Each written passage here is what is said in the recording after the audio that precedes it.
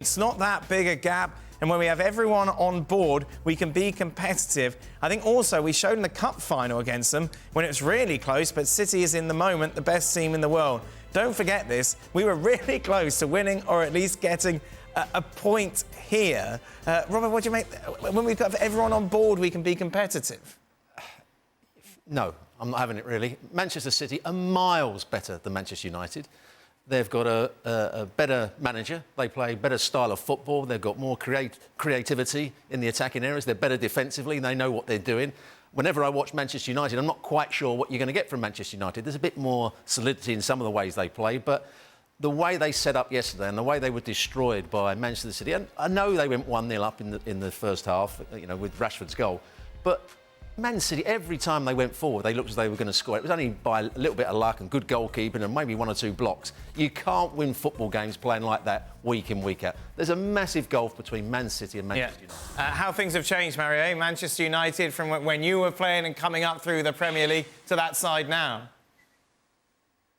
Yeah, a lot of things, because, you know, like the way, you know, you guys already talked about, but the biggest thing now is Man United was never a team that would sit back that long and wait for a moment. They were waiting for a mistake from City.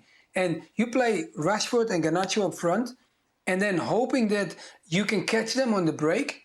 Okay, by the speed, okay, some of the things, the counter-attacks were really good. I mean, Rashford first goal, Garnacho got through, you know, the second half. You know, Rashford has also a moment when he comes through. So you can play that game, but you cannot play it that long because the energy level started to drop.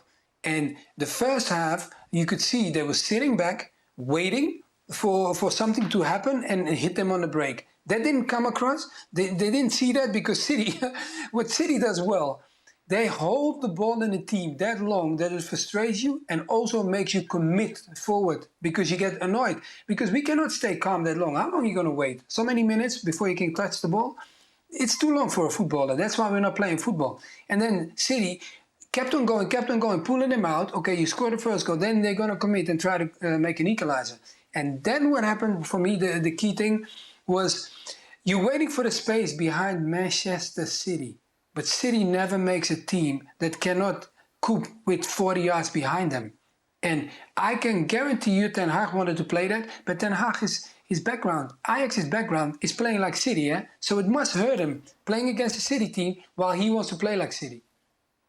Nedum, imagine telling a little young Nedum growing up as a Manchester City fan that this would now be the norm these days. Hey, listen, Dan, late 90s, there were no derbies because City were in the Football League. So it is strange to see this be the way forward. But, you know, this is United. They've had their issues. They've had their issues for many, many years now. And it is crazy to see, look, even looking at those statistics, Man United with 26% possession and 11 versus 11. 3 shots, 1 on target. Like, for me, the way that game went, obviously the result could have been whatever it was, but there was a team that was in control of possession, in control of the game. Another team that was just taking part as such.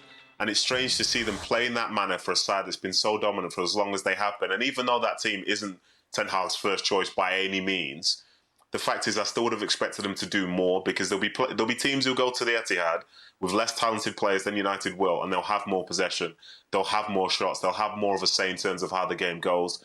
But instead, it's almost like they relinquished all of that, and they basically just got taken for a ride. And as the guys were saying, like, when you drop off that much and you're not in any control whatsoever, you will get tired. You'll start to make decisions in the wrong manner as the game progresses. It's almost like, for me, the analogy was like, if in theory you wanted to get fit or whatever, it's very different to when you're setting the pace as opposed to somebody saying to you, right, you're coming with me, we're going to go for a run. You'll get more tired when you don't have any control over anything that's going on. I think that's what was showing for United in the game yesterday.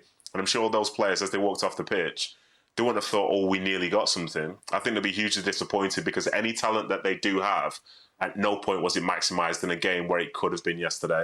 And I'm sure there's going to be a huge level of disappointment and sort of looking in the mirror thinking, well, where are we as a football team and as a club right now? Yeah, and I think this when we have everyone on board, we can be competitive. What is that? That's a nothing statement. It's a nothing statement, but a nothing statement that Ten Hag just seems to believe in. And this is not the first time we've heard something similar from Ten Hag. It's nothing new this week. He said similar after Forest. I mean, And that for me is a frustrating thing because He's gone, isn't he? He's a dead man walking. Like, He's contradicted himself because one minute he's saying the gap's not too big, but by playing the style of football he played, he's admitting that we are nowhere near Manchester City. We can't contest a midfield battle. We're not going to have any of the ball, so we are miles away. So he's contradicting himself. Who would you bring in, Robbo? Who can...